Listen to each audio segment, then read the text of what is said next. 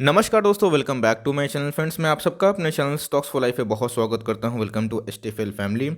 Dear family members, Reliance में क्या exit करें, एंट्री करें, क्या करें, सारे लोग परेशान हैं। दोस्तों रिजल्ट की बात की जाए तो साढ़े 12%, 12.5% अप था। प्रॉफिट की मैं बात बोल रहा हूँ, लेकिन रेवेन्यू डिक्लाइन थे। आज दोस्तों मार्केट एक करेक्शन दिया। उसके पीछे की रीज़न है दोस्तों कि चाइना और भारत में एक झड़प देखने को मिली। दोस्तों मैंने रीज़न को अच्छे से एक्सप्लेन किया है। कुछ बारीकियाँ हैं कि अगर ये रीज़न कंटिन्यू रहा तो भाई क्या हमें पॉसिबिलिटी देखने को मिल सकती है। निफ्टी गिरेगा तो भैया सारे स्टॉक्स गिरेंगे। तो हमें दोस्तों पॉसिबिलिटी कैसे फाइंड करनी है और कैसे प्लानिंग करनी है, बिकॉज मार्केट को आप ड्राइव नहीं कर सकते, ना हम कर सकते हैं। हम लोग प्लान कर सकते हैं, इस बात को ध्यान रखिएगा। तो इधर पे दोस्तों रीज़न मैंने एक्सप्लेन कर दिया है। नहीं देखिए, बहुत कुछ मिस कर, रिक्वेस्ट करता हूँ कि आप इस वीडियो को रहकर ज़रूर देखें। तो अब बात करते हैं रिलायंस की। दोस्तों रिलायंस कोई छोटी मोटी कंपनी तो है नहीं, आपको पता है कि भाई 10 लाख करोड़ से ऊपर की मार्केट कैप वाली कंपनी है। अब दोस्तों मार्केट को एक्सपेक्टेशन बहुत ही हाई होता है, तो पॉसिबिलिटी क्या दिखाई पड़ रहा है, चार्ट पे क्या एनालिसिस है, बिकॉज एक इंपॉर्टेंट 2000 का इंपॉर्टेंट सपोर्ट दोस्तों तोड़ना बहुत बड़ी बात होती है। अब दोस्तों इधर पे एसएल लगाना चाहिए था उनको, जो शॉर्ट टर्मर थे। लेकिन लॉन्ग टर्मर जो होते हैं वो हमेशा ये बात बोलते हैं कि सर अभी गिर रहा है तो भाई नहीं लेता हूँ, जब भाग जाता है तो लोग पूछते हैं कि सर कब लेना है। तो सेम वही देखने को मिला। लॉन्ग टर्म तक रिलायंस 1900 2000 पे नहीं रहेगा दोस्तों। नया ब्रेकआउट देगा, यस समय लगेगा। तो कौन से न्यूज़ हैं और टॉप ब्रोकर्स की बात की जाए तो रिलायंस को एक सालों में क्या टारगेट देखने को मिल रहा है, बिकॉज रिलायंस का जो नतीजा है मार्केट ने स्पष्ट अंदाजा किया है, लेकिन दोस्तों टारगेट बहुत मस्त है। तो टॉप ब्रोकर्स का क्या क्या टारगेट है और मेरी क्या कमेंट्री है दोस्तों वीडियो के एंड में बताऊंगा, और चार्ट पे क्या कंडीशन इमर्ज हो रहा है, पूरी दोस्तों व्याख्या इसी वीडियो में होगी। चैनल में फर्स्ट टाइम में सब्सक्राइब कर सकते हैं, वरना इस तरह के रेगुलर कंटेंट वाली वीडियो आपसे मिस हो जाया करेंगे। Now without dealing any further time, let's begin. तो गाइस आप देखिए, हेडिंग एकदम साफ साफ अक्षरों में लिखा गया है कि Reliance industries stock dip 5% post quarter 3, means quarter 3 के बाद दोस्तों 5% का डिप मारा। लेकिन एनालिस्ट थी 21% अपसाइड। दोस्तों एनालिस्ट के माने जाएं तो इधर से भी 21% की अपसाइड दिखाई पड़ती है।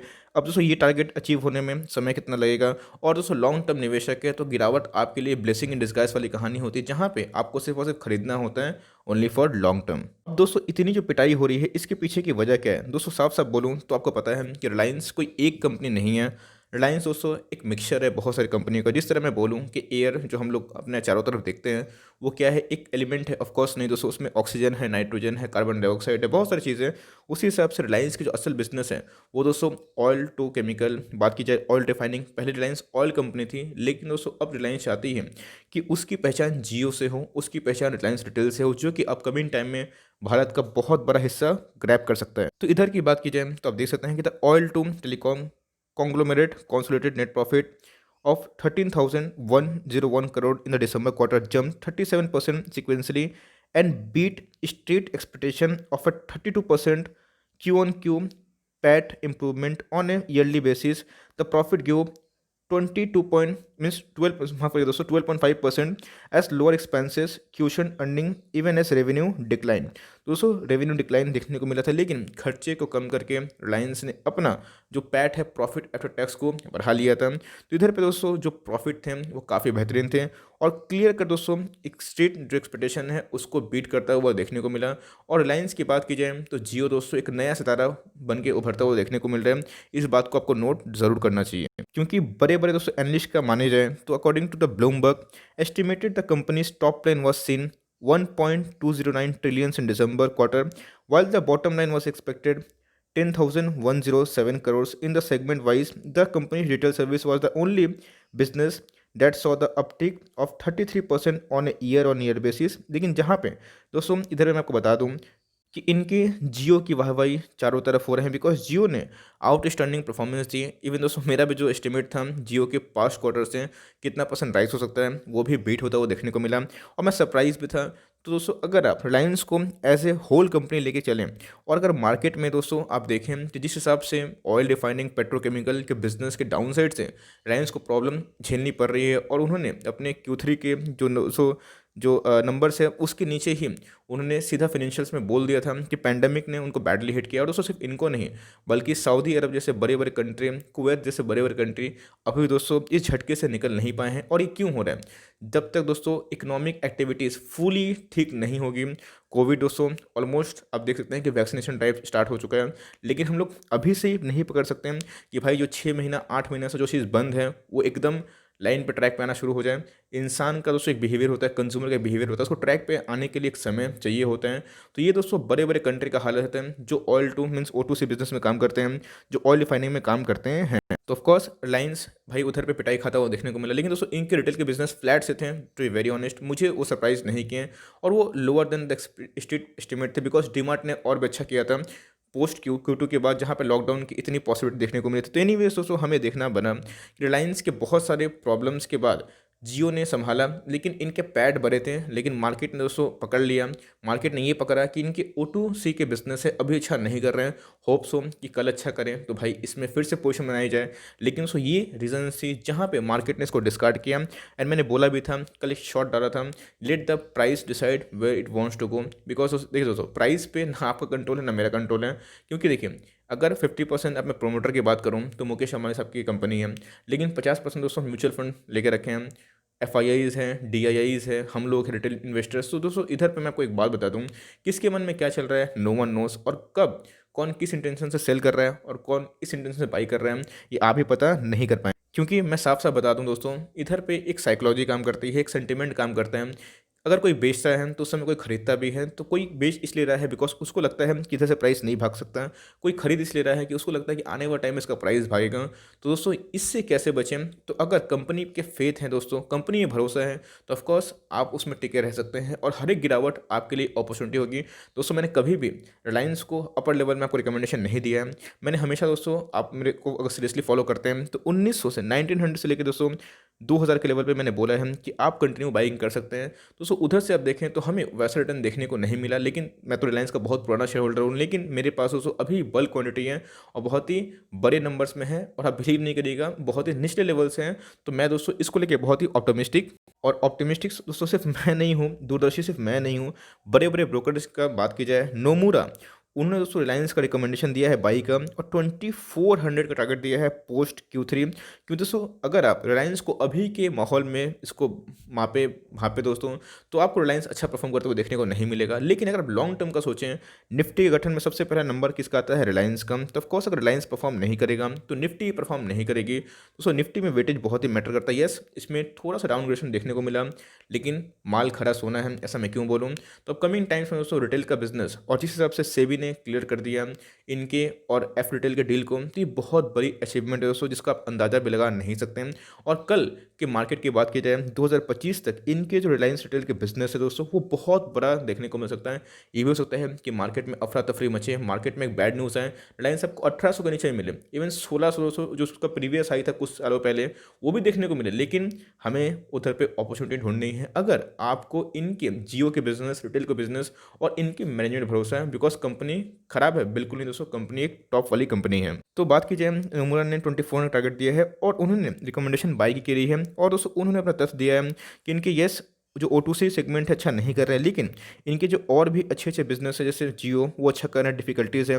और अगर अपकमिंग टाइम में, ये दोस्तों एक साल की मैं बात बोल रहा हूँ कि इनके क्या अपसाइड है, तो इधर पे आप देखें तो इधर से भी दोस्तों 500 रुपये अप का टारगेट किसने दिया है, रिलायंस ने, जो कि बहुत बड़ा टारगेट है। और हमको समझना चाहिए दोस्तों कि रिलायंस जब निफ्टी क्रैश था तो बहुत भाग गया था, तो भाई अगर निफ्टी क्रैश था तो रिलायंस अगर डबल हो चुका है, इतनी बड़ी ब्लू चिप, तो वो 10%, 5%, 20% करेक्शन दे सकता है दोस्तों।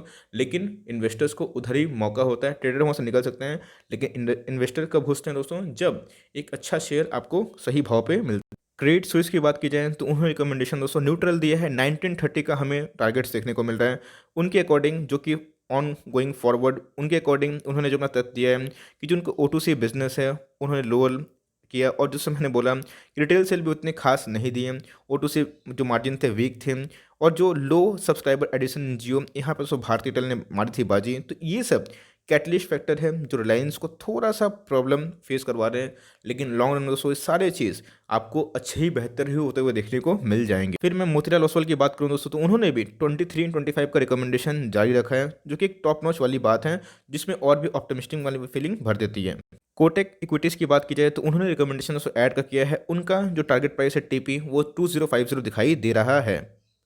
और at last but not the least दोस्तों होल्ड का रिकमेंडेशन किसने दिया है? एडलविस सिक्योरिटीज़ ने। तो मोर और लेस आप देखें तो कोई भी ब्रोकर इसको लेके बहुत ज़्यादा डाउन साइड की उम्मीद नहीं कर रहे हैं। ये दोस्तों अप साइड लिमिटेड है, डाउन साइड भी लिमिट दिखाई पड़ रहा है, लेकिन अगर आप लॉन्ग टर्म का सोचते हैं तो वो घबराने की बात नहीं है। तो फटाफट देखते हैं आज कारोबार कैसा रहा और चार्ट पे क्या कंडीशन इमर्ज होते हुए देखने को मिल रहा है।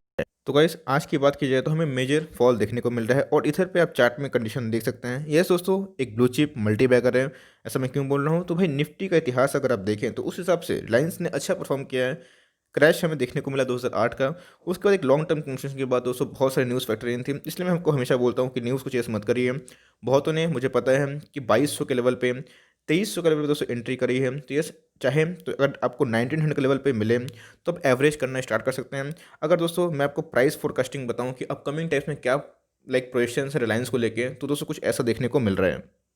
तो गाइस ये जो प्राइस फोरकास्टिंग है अपकमिंग 2021 तक हमें बात की जाए अभी चल रहा है दोस्तों, और 2022 में एनालिस्ट लोग क्या मानना है? तो डाउन साइड में दोस्तों 36% की डाउन साइड ये एनालिस्ट लोग एक्सपेक्ट कर रहे हैं। लेकिन दोस्तों मेरे हिसाब से ये पॉसिबल नहीं होते हुए देखने को मिलेगा, क्योंकि इसके बहुत सारे मल्टीपल रीजंस हैं। इसके बाद दोस्तों मैं रिलायंस के ऊपर केस स्टडी लेके आऊँगा कि मेरे को क्या लगता है, और उसके बाद दोस्तों पॉइंट बाई पॉइंट इनके रेवेन्यू में क्या एक्सपेक्टेशन है और अपकमिंग टाइम्स में आने वाले 2-3 सालों में कितना प्रॉफिट दे सकते हैं, उसके बाद दोस्तों वीडियो जरूर लाऊंगा। एनीवेज अगर मीडियन की बात की जाए तो 8% एनालिस्ट को मानना है कि इधर से अपसाइड दिखाई पड़ता है। हायर साइड पे दोस्तों जो देखा आपने कि बहुत सारे ब्रोकर्स हैं 2400 का टारगेट दे रहे हैं, वो दोस्तों मुझे मोर लेस हिट होता हुआ देखने को मिलेगा। लेकिन यस, अब शर्त यह है कि मार्केट स्टेबल रहे। तो अब मार्केट ही सब पूरा गिरने लगे एकदम पूरा फॉलिंग के जैसा, तो भाई कोई भी स्टॉक पिटेगा। तो मुझे लगता है कि लो जो पॉसिबिलिटी है वो मुझे दिखाई नहीं पड़ेगी, बिकॉज 1300 दोस्तों लो है, बहुत एक्सट्रीम लो है। और जिस हिसाब से रिलायंस अपने जो मार्जिन्स को इम्प्रूव कर रहा है, बात की जाए इनके नए 2 बिजनेस है, ये दोस्तों वो अभी के अभी परफॉर्म नहीं करेंगे, लेकिन आने वाले टाइम में रिलायंस दोस्तों बस 2 ही बिजनेस जाना जाएगा। उनकी जो एंसेस्ट्रल बिजनेस है O2C बिजनेस और ऑयल रिफाइनिंग, वो लोग भूल जाएंगे। और दोस्तों रिलायंस की पहचान जियो और रिलायंस रिटेल होगी, इस बात को ध्यान दीजिएगा, बिकॉज अपकमिंग टाइम में रिलायंस रिटेल और जियो एक बहुत बड़ा पार्टिसिपेंट हो सकता है। तो यस, अगर आप चाहें तो स्टैगर्ड मैनर में दोस्तों इसमें निवेश कर सकते हैं। धीरे धीरे निवेश करिए, कोई बल्क रिकमेंडेशन मत करिए। निफ्टी का पी हाई है, निफ्टी हाई वैल्यूएशन पे है, तो भाई सेंटीमेंट चेंज होने में समय नहीं लगता है, इस बात को आप ध्यान में रख लीजिएगा। इतनी भारी गिरावट में दोस्तों इन्वेस्टर्स का कॉन्फिडेंस अभी भी अप है रिलायंस को लेके, और 36% का डिलीवरीज हमें देखने को मिल रहा है, जो अपने आप में ही बहुत बड़ी दिखाई दे रही है। तो इधर पे हमें दोस्तों एक गैप डाउन ओपनिंग देखने को मिली, और दोस्तों इधर पे एक ह्यूज सेल ऑफ देखने को मिला। बहुत लॉन्ग टर्म तक बॉलिंजर बैंड से बाहर नहीं रह सकता इस शेयर प्राइस को। आपको दोस्तों मैंने सिखाया है टेक्निकल में, नहीं देखी मैं लिंक नीचे दे दूंगा, जाकर जरूर इन सब वीडियोस को सीखने की कोशिश करें। एनीवेज दोस्तों हमें एक बहुत बड़ा मोरू बोसू कैंडल देखने को मिला, और लास्ट में दोस्तों अगर रिलायंस गिरता है और निफ्टी भी सेम टाइम में गिरता है, तो वो थोड़ा सेलिंग प्रेशर ज़्यादा हो सकता है कि अपने जो अपकमिंग जो लेवल्स है 1900 को सस्टेन करने की कोशिश करें। ये भी हो सकता है कि मार्केट दोस्तों स्टेबल रहा तो ये इसके अल्टीमेट सपोर्ट बन सकते हैं, जो 1960 के लेवल पे देखने को मिले। अगर दोस्तों ये इसके ऊपर सस्टेन करता है तो ही हमें 2000 के अपसाइड देखने को मिलेंगे। लेकिन अभी की बात की जाए तो सेंटीमेंट नेगेटिव है, तब डाउन साइड पकड़ सकते हैं, लेकिन शॉर्ट टर्म में दोस्तों ये सब सारे फैक्टर हो जाएंगे। लॉन्ग टर्म का नजरिया है, आपको ज़रूर पैसा बना के देगा। यस, ब्लू चिप है, भागता कम है, लेकिन जब भागेगा तो दोस्तों अच्छा खासा रिटर्न देगा, आप उसको पकड़ भी नहीं पाएंगे। आप चाहे तो उसको अवॉइड भी कर सकते हैं और चाहे तो उसमें निवेश भी कर सकते हैं। मैं अपनी बात की जाए दोस्तों तो मैंने बहुत लो लेवल्स को लिया हुआ है, मैं इसको होल्ड एंड कंटिन्यू करूंगा, बिकॉज मुझे इनके मैनेजमेंट बहुत भरोसा है और बहुत ही बड़ी कंपनी है। 13,000 करोड़ की सेल्स प्रॉफिट की बात की जाए दोस्तों, सेल्स तो लाखों में होते हैं। 13,000 करोड़ 14,000 करोड़ दोस्तों अप्रॉक्स होते हैं 2 बिलियन। इतना सेल करना मामूली बात नहीं है। तो देखना बनता है कि अपकमिंग टाइम में इनके मैनेजमेंट क्या करते हैं और क्या हमें देखने को मिलता है। So for timing that's the end of the video. मैंने पक्ष क्लियर कर दिया, सो मैं होल्ड एंड कंटिन्यू करना चाहता हूँ और करूँगा भी। आप क्या करने वाले हैं कमेंट बॉक्स में राय को जरूर साझा करें। For timing that's the end of the video. I hope दोस्तों वीडियो आपके लिए हेल्पफुल है, अच्छी लगी तो एक लाइक कर दिएगा, चैनल फर्स्ट टाइम है दोस्तों याद से सब्सक्राइब भी कर देगा। फर्दर कोई डाउट है तो उसको ड्रॉप कर सकते हैं, कोई स्टॉक का रिव्यू चाहिए उसका नाम भी ड्रॉप करेगा। I would love to make a video on your demand. तो गाइस मिलते हैं जल्दी ही, तब तक के लिए bye. Thanks for friends, God bless you all.